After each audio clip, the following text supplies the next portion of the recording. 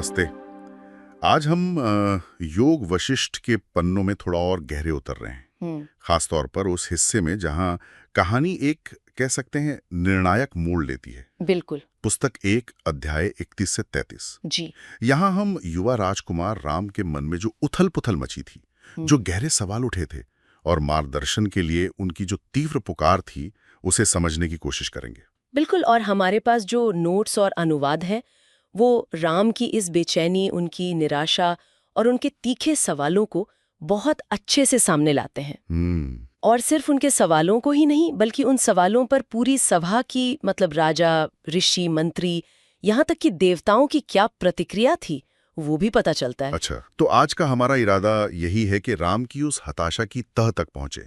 आखिर ऐसा क्या हुआ कि उन्हें जीवन की नश्वरता, इच्छाओं के धोखे, भाग्य की क्रूरता, यहाँ तक कि अच्छे कर्मों के पीछे छिपे दुख पर भी सवाल उठाने पड़े। हाँ, ये बहुत महत्वपूर्ण है। हम देखेंगे कि कैसे उनके शक्तिशाली रूपक, वो जो मेटाफर्स हैं, वो सिर्फ कविता नहीं बल्कि गहरे दर्शन हैं। सही कहा। और ये समझने की कोशिश करेंगे कि एक युवा राजकुमार की इस खोज ने ज्ञानी ऋषियों और देवताओं तक को क्यों इतना झकझोर दिया है। हाँ, क्योंकि ये असल में एक साधक की यात्रा है। सत्य की तलाश में जो बुनियादी सवाल उठते हैं ना मन में, ये उसकी कहानी है। अच्छा। और शायद इसकी शुरुआत राम के उस एहसास से होती है जो उन्होंने व्यक्त किया। उन्होंने कहा, इस जीवन की स्थिरता पर मेरा कोई विश्वास नहीं।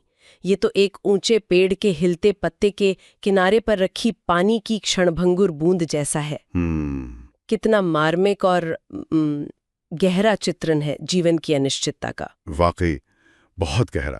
तो राम की इस मनस्थिति को थोड़ा और खोलते हैं। स्रोत बताते हैं कि वो संसारिक जीवन से पूरी तरह मोह भंग महसूस कर रहे थे। जी। दुख, अनिश्चितता, बंधन, ऐसा लगता है जैसे हर चीज उन्हें व्यर्थ और क्षणिक लग रही है। क्या ये सिर्फ एक राजकुमार की उदासी थी या कुछ और था? नहीं नहीं, ये उससे कई ज्यादा गहरा है। स्रोत इसे महज उदासी नहीं कहते, वो इसे एक साधक का संकट कहते हैं, सीकर्स क्राइसिस। साधक का संकट। अच्छा। हाँ, सोचिए ना, उनके पास सब कुछ था, वैभव, पद, युवावस्था, सब कुछ। लेकिन बाहरी सफलताएं अब अंदर की उस गहरी प्यास को बुझा नहीं पा रही थी। वो प्यास जो सत्य और स्थायी शांति के लिए होती है। ये एक ऐसी बेचैनी है जो आप कह सकते हैं सतही जवाबों से संतुष्ट नहीं हो सकती। और इसीलिए शायद उनके सवाल इतने तीखे हैं, इतने सीधे। बिल्कुल। जीवन के क्षणभंगुरता पर वो कहते हैं कि ये मेंढक की थैली के फूलने जैसा है, मतलब पल भर का दिखावा फिर गायब। हाँ, कितना सटीक वर्णन है। और रिश्तों और दोस्तों की संगति को भी वो शक की नजर से देखते हैं, उन्हें शिकारी के धोखेबाज जालों की तरह खतरनाक बताते हैं। क्या वो थोड़ा ज्यादा नकारात्मक नहीं देख रहे थे दुनिया को? ये एक अच्छा सवाल है, लेकिन मुझे लगता है वो नकारात्मकता से ज्यादा वास्तविकता को देख रहे थे, जैसी उन्हें उस क्षण अनुभव हो रही थी। अच्छा, वो कह रहे हैं कि जब तक इंसान अज्ञान में मोहित रहता है, शायद तब तक उसे दुनिया ठीक लगती है, पर ज्ञान की नजर से देखो तो ये शापित, कष्टदायक और नीरस है। तो ये दुनिया की आलोचना कम और अज्ञान के पर्दे को हटाने की कोशिश ज्यादा है। समझ गया। और इच्छाओं पर उनका प्रहार तो बहुत ही जबरदस्त है। इच्छाएं मोरों की तरह नाचती हैं। क्या कमाल का रूपक है ना? सुंदर, लुभावनी, पर असलियत से ध्यान भटकाने वाली। हाँ। या फिर वो कहते हैं कि इच्छाएं महत्वाकांक्षा की बिजली बनकर चमकती हैं और स्वार्थ के गरजते बादलों में फट पड़ती हैं। बाप रे। ऐसा लगता है जैसे वो इच्छाओं के पूरे मनोविज्ञान को, उसकी पूरी साइकोलॉजी को समझ गए हो। बिल्कुल। और वो यही नहीं रुकते। वो कहते हैं इच्छाओं का कोहरा हमारी बुद्धि के चंद्रमा को ढक लेता है। उफ। और देखिए, दिलचस्प बात यह है कि वो सिर्फ दुख, दर्द या इच्छाओं जैसी नकारात्मक चीजों पर ही सवाल नहीं उठा रहे। वो हर उस चीज में असंतोष या दुख दिख रहे हैं जिसे आमतौर पर अच्छा माना जाता है। और उस चीज में जैसे क्या? जैसे भाग्य। भाग्य। हाँ, वो पूछते हैं उस क्रूर भाग्य के चंगुल से कैसे बचें, जो बिल्ली की तरह पलक झपकते ही अपने शिकार यानी असहाय चूहे पर झपट पड़ता है। अच्छा। भाग्य अप्रत्याशित है, उसका कोई तर्क समझ नहीं आता, और सबसे चौंकाने वाली बात, वो अच्छे कर्मों में भी दुख ढूंढ लेते हैं। हाँ, ये वाला बिंदु तो मुझे भी बहुत गहरा लगा। वो कहते हैं हमारे अच्छे कर्म भी स्नेह और घृणा, सुख और दुख के द्वंद्व से रहित नहीं होते। जी। जैसे कोई लौ अपनी जलाने की शक्ति के बिना नहीं होती। मतलब अच्छे काम करके भी सुख दुख के चक्र में ही फंसे रहते हैं। यही उनकी गहरी दृष्टि है। वो ये देख पा रहे हैं कि पारंपरिक समाधान कि भाई अच्छे कर्म करो, पुण्य कमाओ, ये भी पूरी तरह दुख से मुक्ति नहीं दिलाते, क्योंकि उनमें भी कर्तापन का भाव, लगाव और द्वेष छिपा हो सकता है। इसीलिए वो बुनियादी सवाल पूछते हैं, फिर रास्ता क्या है? हाँ, क्या करें फिर? भविष्य के जन्मों से बचने के लिए किसकी शरण ली जाए? दुखों को जड़ से मिटाने वाला सर्वोत्तम उपदेश क्या है? सही समझ या विवेक, मतलब राइट रीजनिंग, वो क्यों जरूरी है? तो ये निराशावाद या पलायनवाद नहीं है जैसा कुछ लोग सोच सकते हैं। बिल्कुल नहीं। ये तो ज्ञान के लिए एक तड़प है, एक मांग है। हाँ, सच्ची मांग। और वो उस मांग को लेके इतने गंभीर हैं कि वो कहते हैं कि अगर उन्हें शांति का स्पष्ट मार्ग नहीं मिला तो वो सब कुछ त्याग देंगे, अन्न जल छोड़ देंगे, प्राण रोक लेंगे, एक चित्र की तरह शांत हो जाएंगे। सोचिए जरा। ये तो मतलब चरम संकल्प है। हाँ, और ये उनकी खोज की तीव्रता और प्रामाणिकता को दिखाता है। वो कोई समझौता करने को तैयार नहीं है, उन्हें असली टिकाऊ समाधान चाहिए। और अपनी बात को असरदार बनाने के लिए वो जिन रूपकों का इस्तेमाल करते हैं, कमाल के हैं। ये सिर्फ अलंकार नहीं है, ये अनुभव से निकले हुए सत्य हैं। चलिए इन रूपकों में छिपे अर्थों को थोड़ा और समझते हैं। आपने कहा ये अनुभव से निकले सत्य हैं, जैसे पत्ते पर पानी की बूंद। क्षणभंगुरता तो ठीक है, समझ आती है, लेकिन क्या इसमें और भी कुछ है? जरूर। क्षणभंगुरता के साथ साथ ये जीवन की नाजुकता को भी दिखाता है। फ्रिजिलिटी। नाजुकता? हाँ। जरा सी हवा चली, जरा सी ठोकर लगी और बूंद गिर जाती है, अस्तित्व खत्म। इससे हमें ये सीख मिलती है कि समय कितना कीमती है और कितना अनिश्चित। इसे व्यर्थ नहीं गंवाना चाहिए, ज्ञान पाने में लगाना चाहिए। ये एक अर्जेंसी का भाव जगाता है। सही बात है। और इच्छाओं के लिए नाचते मोर, ये मुझे बहुत पसंद आया। हाँ, ये मुझे भी बहुत अच्छा लगता है, क्योंकि ये इच्छाओं के दोहरे स्वभाव को पकड़ता है। दोहरा स्वभाव? हाँ, देखिए मोर का नाच सुंदर होता है, मन मोह लेता है ना। बिल्कुल। लेकिन वो हमें जंगल की दूसरी सच्चाइयों से बेखबर कर सकता है। वैसे ही इच्छाएं आकर्षक होती हैं, हमें खींचती हैं, पर वे हमें अपने सच्चे स्वरूप और गहरे लक्ष्यों से भटका देती हैं। अच्छा। तो इसकी सीख ये है कि हम सजग रहें कि कौन सी चीजें हमारा ध्यान खींच रही हैं और क्यों। क्या वे सच में हमारे लिए जरूरी हैं या सिर्फ बाहरी चमक दमक हैं? हमें अपनी ऊर्जा को बाहर दौड़ाने के बजाय भीतर मोड़ने की जरूरत है। भीतर मोड़ने की जरूरत है। और रिश्तों और सांसारिक सुरक्षा के लिए मेंढक की थैली या शिकारी का जाल, ये थोड़े कठोर रूपक लगते हैं। हाँ, कठोर तो है, लेकिन ये उस झूठी सुरक्षा, फॉल्स सिक्योरिटी और छिपे हुए खतरे को उजागर करते हैं जो अक्सर सांसारिक मोहमाया में होता है। अच्छा। मेंढक की थैली फूलती है, बड़ी दिखती है, पर उसमें है क्या? हवा, क्षणिक है। शिकारी का जाल आकर्षक दिख सकता है, सुरक्षित लग सकता है, पर उसका उद्देश्य क्या है? फंसाना।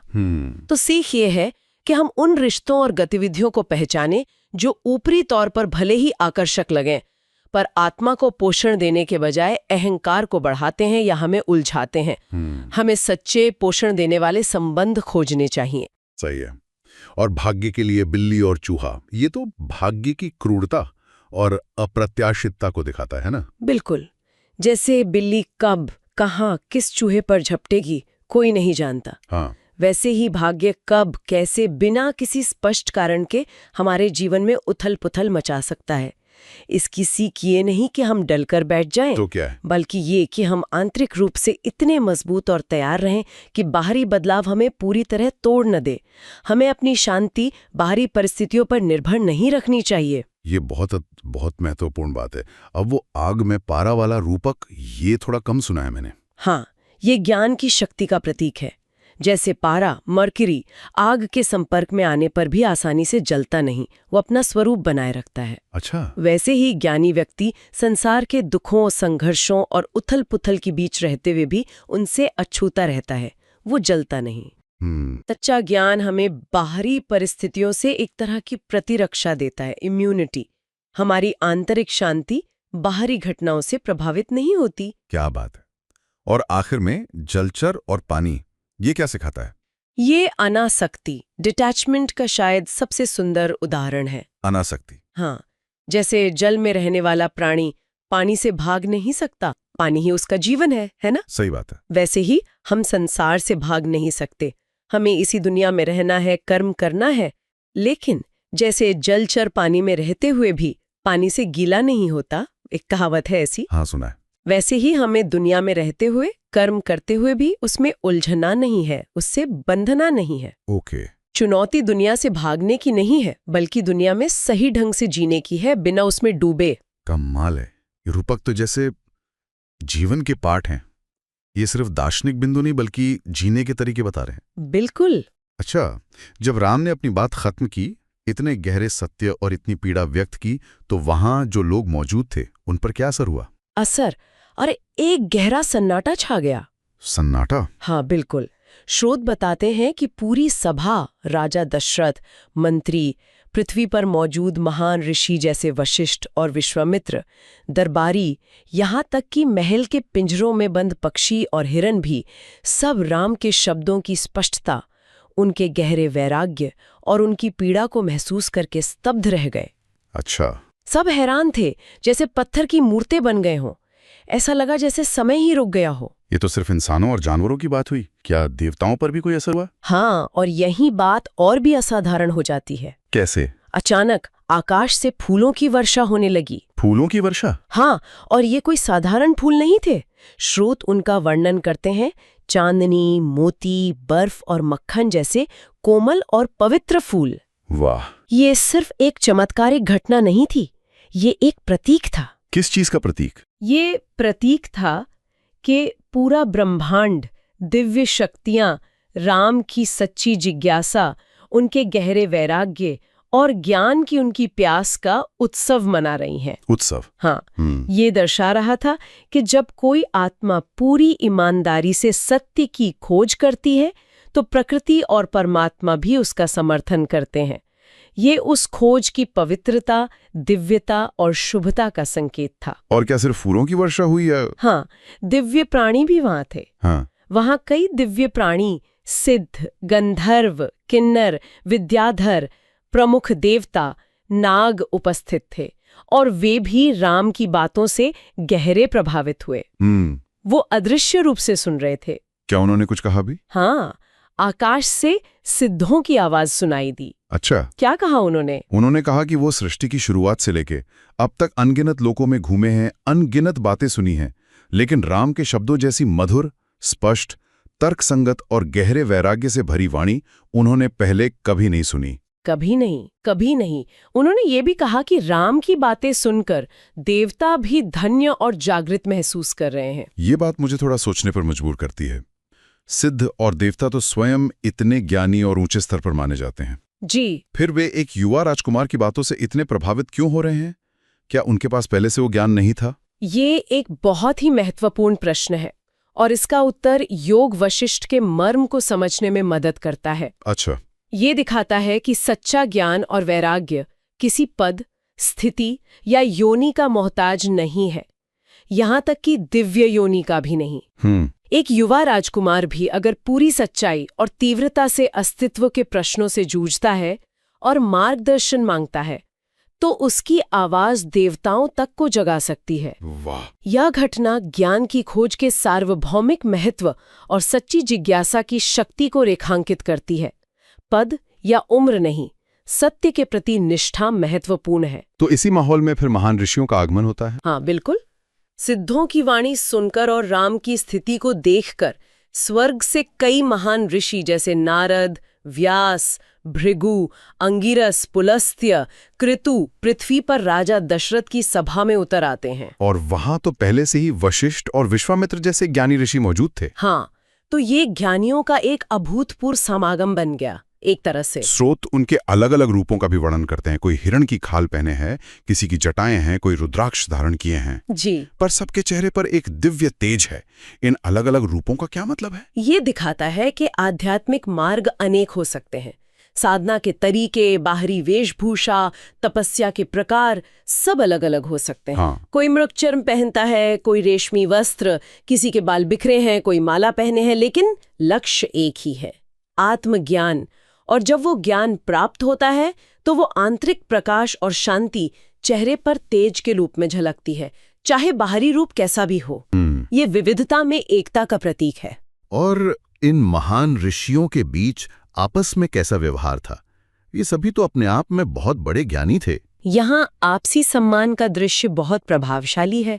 वाकई। कैसा? पृथ्वी के ऋषि वशिष्ठ और विश्वामित्र स्वर्ग से आए ऋषियों का सत्कार करते हैं, उन्हें अर्घ्य देते हैं। स्वर्ग से आए ऋषिगण पृथ्वी के ऋषियों का सम्मान करते हैं और फिर वे सब मिलकर युवा राम की ओर मुड़ते हैं, उनकी प्रशंसा करते हैं। कोई अहंकार नहीं, कोई प्रतिस्पर्धा नहीं। बिल्कुल नहीं, सिर्फ ज्ञान और साधक का सम्मान। यह दृश्य आध्यात्मिक संवाद और ज्ञान की खोज में आपसी सम्मान और विनम्रता के महत्व को दर्शाता है। सच्चा ज्ञान अहंकार को मिटाता है। और यहाँ ये भी दिखता है कि ज्ञान की कोई उम्र नहीं होती, इसलिए सभी ऋषि मिलकर राम के प्रश्नों और उनकी स्थिति की गंभीरता को स्वीकार करते हैं। ऋषियों ने राम की प्रशंसा में क्या कहा? आपने बताया वो प्रशंसा कर रहे थे। उन्होंने उन्हें किसी चीज से तुलना दी थी? हाँ, उन्होंने राम की असाधारण परिपक्वता और विवेक की बहुत प्रशंसा की। उन्होंने राम की तुलना एक दुर्लभ और सुगंधित लौंग के पेड़ से की। लौंग के पेड़ से? हाँ, कहा जैसे हर जंगल में आम के पेड़ मिल जाते हैं, पर लौंग का असाधारण और सुंदर पेड़ कभी कभी ही मिलता है, वैसे ही राम जैसे गुणों वाले व्यक्ति दुर्लभ हैं। वाह! उनकी स्पष्टता की तुलना निर्मल चांदनी से की और उनके तीखे सवालों की तुलना एक तेज तीर से। उन्होंने विशेष रूप से इस बात पर जोर दिया कि इतनी कम उम्र में ऐसी गहरी समझ, ऐसी उदारता और ऐसा वैराग्य अभूतपूर्व है। उन्होंने यहाँ तक घोषणा कर दी कि भूत, वर्तमान या भविष्य में राम जैसा विवेकी, उदार और स्पष्ट वक्ता न कोई हुआ है, न है और न होगा। बाप रे! तो मतलब देवलोक से लेकर ऋषि लोक तक सभी सर्वोच्च आध्यात्मिक सत्ताएं एक स्वर में राम के संकट को, उनके सवालों को, उनकी खोज को न सिर्फ स्वीकार कर रही हैं, बल्कि उसे असाधारण और अत्यंत महत्वपूर्ण मानकर उसकी पुष्टि कर रही हैं। बिल्कुल, ये राम की खोज को एक जबरदस्त वैधता देता है, वैलिडेशन। ये स्पष्ट करता है कि राम के मन में उठे सवाल कोई बचकाना या सतही विचार नहीं थे, बल्कि वे अस्तित्व के गहनतम सत्यों से जुड़े थे, जिनकी खोज ही मनुष्य जीवन का परम लक्ष्य है। तो इस पूरी चर्चा के बाद हम क्या समझे? राम की कहानी का, उनके इन सवालों का सार क्या है, निचोड़ क्या है? सार ये है कि जीवन के दुखों और क्षणभंगुरता का जो गहरा अनुभव था, वो राम को अस्तित्व की जड़ों तक ले गया। इस अनुभव ने उन्हें सतही समाधानों से ऊपर उठकर सच्चे और स्थायी ज्ञान के लिए एक गहन पुकार लगाने को प्रेरित किया। और ये पुकार इतनी सच्ची, इतनी तीव्र और इतनी प्रामाणिक थी कि इसने न सिर्फ मनुष्यों को बल्कि ऋषियों और देवताओं तक को आंदोलित कर दिया और ज्ञान के संवाद का मंच तैयार किया। और हमारे लिए आज के समय में इस कहानी की क्या प्रासंगिकता है? हम इससे क्या सीख सकते हैं? राम की प्रश्न आज भी उतने ही प्रासंगिक हैं। कौन है जो जीवन की आपाधापी में कभी न कभी क्षणिक सुखों से मोहभंग महसूस नहीं करता? सही बात है। कौन है जो गहरे अर्थ की तलाश नहीं करता? राम की कहानी हमें याद दिलाती है कि सच्ची समझ पाने के लिए हमें जीवन की कठोर सच्चाइयों का, दुख, अनिश्चितता, इच्छाओं का बंधन, इनका सामना करने का साहस जुटाना होगा। साहस। रास्ता पलायनवाद या सिर्फ आंख मूंद कर कर्म करने में नहीं है। जैसा राम ने देखा, तथाकथित अच्छे कर्म भी हमें द्वंद्व में उलझा सकते हैं। रास्ता ज्ञान का है, विवेक का है, आत्मनिरीक्षण का है और सच्ची आध्यात्मिक जिज्ञासा, ईमानदारी से पूछे गए सवाल और वैराग्य का मूल्य सार्वभौमिक है। इसे देवता भी सराहते हैं। और वो जलचर और पानी वाला रूपक भी तो यही कहता है ना, चुनौती भागने की नहीं। बिल्कुल, चुनौती भागने की नहीं, बल्कि सही ढंग से जीने की है।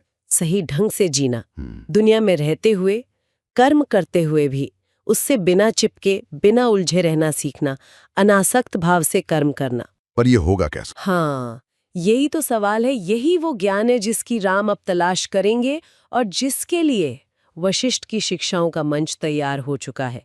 ये आगे आने वाले गहरे संवाद की, आप कह सकते हैं, भूमिका है। बिल्कुल। जाते जाते एक विचार श्रोताओं के लिए छोड़ते हैं।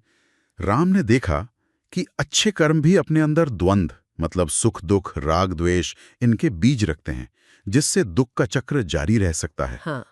तो फिर किस तरह का कर्म या किस तरह का होना हमें वास्तव में इस द्वंद्व के चक्र से परे ले जा सकता है? बहुत गहरा सवाल है। ये सवाल हमें कर्म के गहरे अर्थ, शायद अद्वैत कर्म या कर्तापन से रहित शुद्ध चेतना की अवस्था पर सोचने के लिए प्रेरित करता है। इस पर विचार किया जा सकता है।